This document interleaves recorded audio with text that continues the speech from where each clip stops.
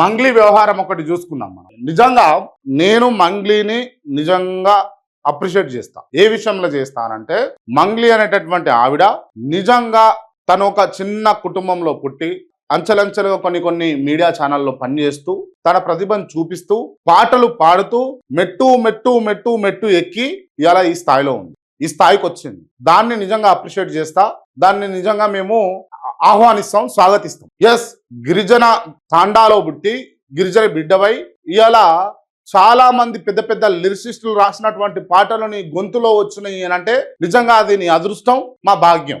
దాన్ని కూడా అంగీకరిస్తాం. అమోఘం. మీరు పాడినటువంటి పాటలు, మీకు ఉన్నటువంటి గొంతుతోటి మీరు పాడినటువంటి పాటలు, శివుడికి సంబంధించినటువంటి పాటలు కావచ్చు, బతుకమ్మకు సంబంధించినటువంటి పాటలు కావచ్చు, బోనాలకు సంబంధించినటువంటి పాటలు కావచ్చు, వా అంటే వా, అది ఇక ఎక్స్ట్రాడినరీ ఆ విషయంలో. బట్ ఇదేంది 200 కోట్లు 150 కోట్ల స్కామ్ ఏంది? ఇక్కడ కాపు కమ్మ వెలమ రెడ్డి మాల మాదిగ గిరిజన గోండు ఏది ఉండదు. తప్పు చేసినప్పుడు ఇక కులం కాట అడ్డు పెట్టాల్సిన అవసరం లేదు. ఎస్, ఎక్కడ అడ్మైర్ చేస్తాం? మీరు ఎదిగిన విధానానికి అడ్మైర్ చేస్తాం, మీరు ఎదిగినటువంటి పద్ధతికి మేము చూసి దాన్ని ఇన్స్పైర్ గా ఫీల్ అవుతాం. బట్ తప్పు చేసి కూడా నేను ఈ జాతిలో పుట్టిన తప్పు చేస్తే నడుస్తుంది అంటే నడవది.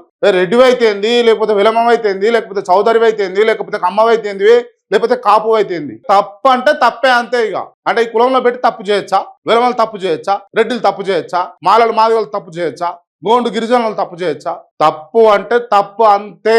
తప్పు చేసినావు నువ్వు, అందుకే ఇవాళ ఈ పరిస్థితి. నేను ఒక స్టాండ్ చెప్తా ఉన్నా.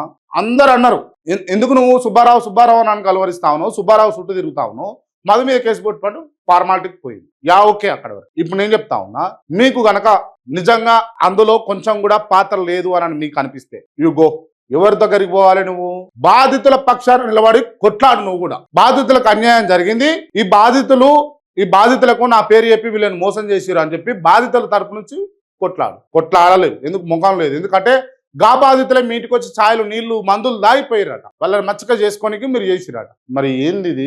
ఏం లొల్లి, ఏం పంచాయిది? ₹2 నాకు అర్థం కాదు. కానీ నేను సజ్జనర్ గారిని అడుగుతా ఉన్నా, మా తోటి మీడియా మిత్రురాలు కూడా ఈ విషయాన్ని చెప్పింది, బాగా అనిపించింది. అందుకోసమే మళ్ళోసారి నేను కూడా మీకు చెప్పే ప్రయత్నం చేస్తాను. ఏంది అని అంటే, సినిమా ప్రముఖులు ఎవరైతే ఉన్నారో, ఐబొమ్మ రవి వల్ల సినిమా ప్రముఖులకు, సినిమా ప్రొడ్యూసర్లకు, సినిమా దర్శకులకు, సినిమా హీరోలకు నష్టం జరుగుతుందంటే ఆ నష్టాన్ని పూడ్చేందుకు సజ్జనర్ గారు ఇటో ఐదుగురిని పెట్టుకొని మీరు ప్రెస్ మీట్ పెట్టి ఐబొమ్మ రవి మీద మీరు ప్రెస్ మీట్ ఇచ్చారు, ప్రెస్ మీట్ పెట్టిరు, మాట్లాడారు దాని మీద. ఎందుకు ఈ 100-150 కోట్ల స్కామ్ జరిగినప్పుడు ఇటో ఐదుగురు బాధితులను ఎందుకు పెట్టుకోలేదు? అండ్ ఎక్కడ కూడా మీరు గమనిస్తే పేదోళ్ళకో న్యాయం, పెద్దోళ్ళకో న్యాయం ఎక్కడ కూడా ఉండదండి. ఈ సినిమా వాళ్ళని ఎవరైనా బాధితులను పక్కన పెట్టుకొని ప్రెస్ మీట్లు ఏ పోలీస్ ఆఫీసర్ పెట్టాడు? ఎప్పుడు పెట్టాడు? ఎక్కడన్నా చూసారా మీరు?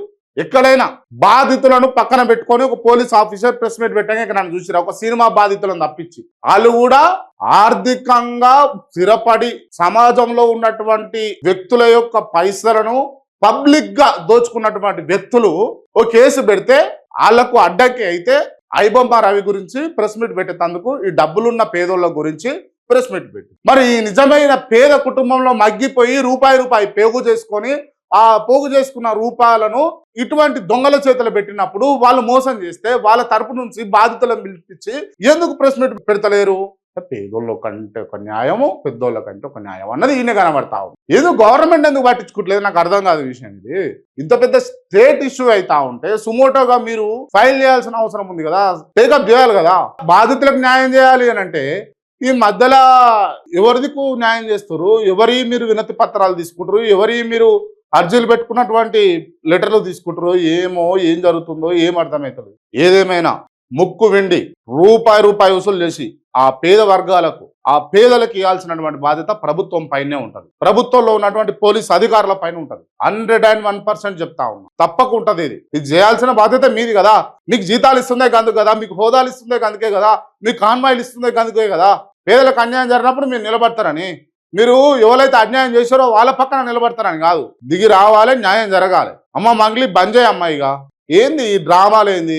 మంచిగా పేరు సంపాదించినావు, పాటలు పాడినావు, మంచిగా ఉన్నావు అని అందరు భావించే లోపట్ల అప్పుడేమో ఆ బర్త్డే పార్టీ దునియాలో నేనే పుట్టా అన్నట్టుగా బర్త్డే పార్టీలా ఆడ అడ్డమైన అన్ని దొరికినాయి. లేదు నాకు సంబంధం లేదు, ఇది వదిలి తెచ్చిరు ఏందో అని ఆ రోజు గలత్ ముచ్చట్లు మాట్లాడుతుంది. ఆడ లేను అది ఇదనని.